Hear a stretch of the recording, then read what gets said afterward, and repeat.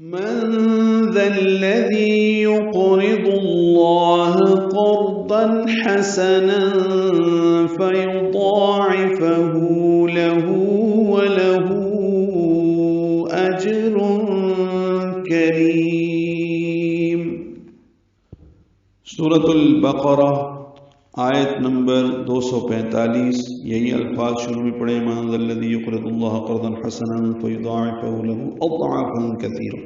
اور یہاں پہ ہیں فیضاعفہ لہ ولہ اجر کریم۔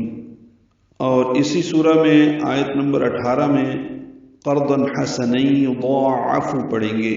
آگے، اور اس میں بھی ولہم اجر کریم آتا ہے،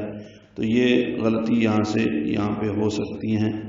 من ذا الذی، نون ساکن کے بعد ذال آنے کی وجہ سے اخفا ہے، ذال دونوں نرمی سے ادا کریں گے، ذال کو الذی کے لام سے ملا دیں گے، ذا الذی، ذی یا مدہ ہے تو حرکات لمبا ہے،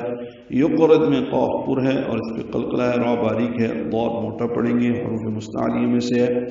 اور اس کو لام اسم جلالہ سے ملائیں گے، لام اسم جلالہ کو بھی ضاد کی پیش کی وجہ سے پر پڑھنا ہوگا، یقرض اللہ،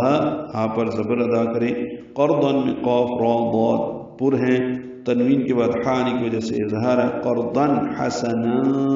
یہاں پہ اخفا ہے حسنا میں،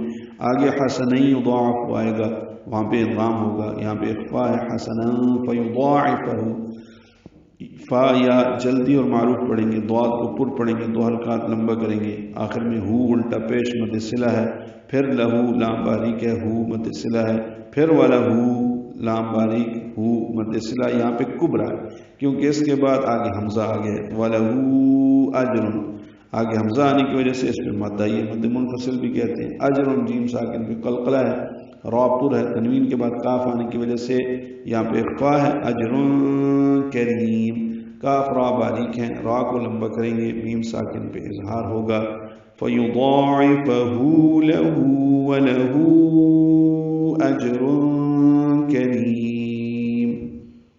کوئی ہے جو اللہ کو قرض حسن دے تو اللہ اس قرض کو اس کے لیے بڑھاتا رہے اور اس کے لیے بہترین اجر ہے۔